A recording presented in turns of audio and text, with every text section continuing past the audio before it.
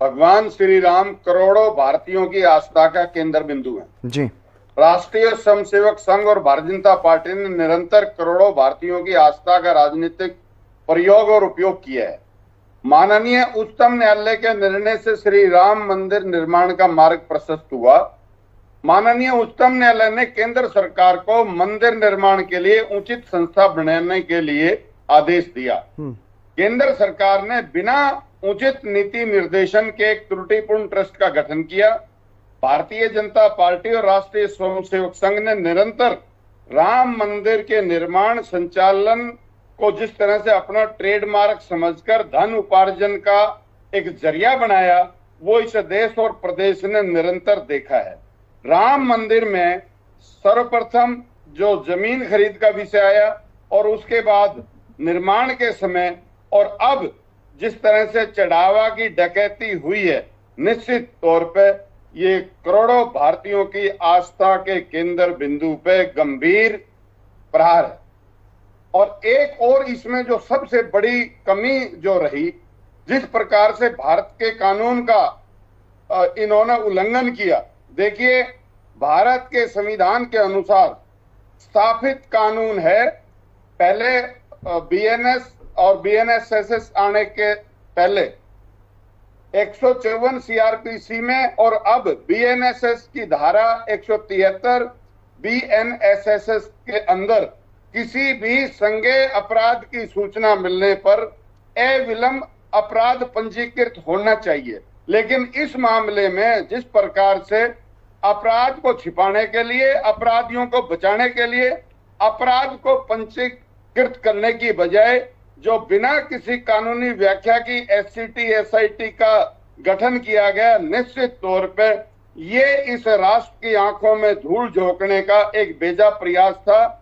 मेरा कहना यह है, जिस प्रकार से इस मामले में भारत के कानून की अवहेलना हुई है, उसके आधार पर उत्तर प्रदेश के मुख्य सचिव, उत्तर प्रदेश के पुलिस महानिदेशक और संबंधित जो जिलों के डीएम और एसएसपी हैं, उनके विरुद्ध 198 बीएनएस का अलग से मुकदमा दर्ज करना चाहिए कि आखिर कैसी गंभीर लापरवाही उन्होंने संज्ञेय अपराध प्रकाश में आने के बावजूद भी दिखाई।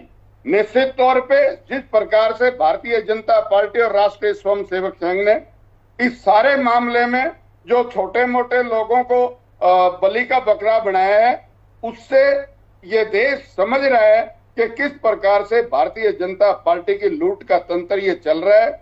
इसके अलावा भारत में अनेक धर्म के धर्म स्थलों पर, मंदिरों, मस्जिदों, गुरुद्वारों, गिरजाघरों में प्रबंधन के लिए अनेक ट्रस्ट बने हुए हैं, लेकिन एक दो को छोड़ दे जहां भारतीय जनता पार्टी के शासन की गलत नजर थी लूट पे, उसके अलावा निरंतर सभी संस्थाएं जिस प्रकार से ठीक चल रही है और राम मंदिर की तर्ज पे जो किसी भी संस्था में कोई डकैती का उदाहरण नहीं हुआ है।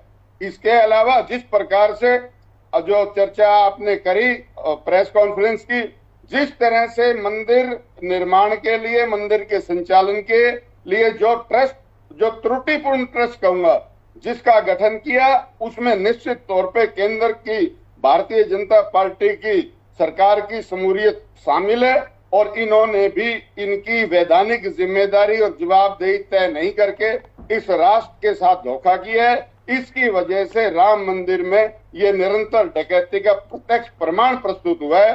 हमारा मानना यह है कि तत्काल इस ट्रस्ट को भंग करके न्याय करे और जो दोषी उनको जेल भेजे और उनसे वसूली करे और अविलंब नई व्यवस्था और नए ट्रस्ट की तरफ केंद्र सरकार की संवैधानिक जिम्मेदारी है, क्योंकि ये करोड़ों भारतीयों की आस्था का विषय है।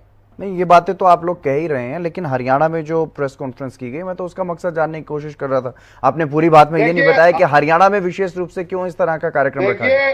देखिए, मेरा इस मामले में ये कहना है, ये सिर्फ हरियाणा या किसी अन्य प्रदेश का विषय नहीं है, ये पूरे राष्ट्र का विषय है। इसमें कहीं भी कोई भी प्रेस कॉन्फ्रेंस हो सकती है। इसको आप हरियाणा से जोड़ के ना देखें। ठीक है, ये ना के सिर्फ हरियाणा प्रदेश, ना के सिर्फ भारत अपेतु भारतीय जो भी हिंदू धर्म की अनुपालना करते हैं, उन सब के लिए आस्था का केंद्र है।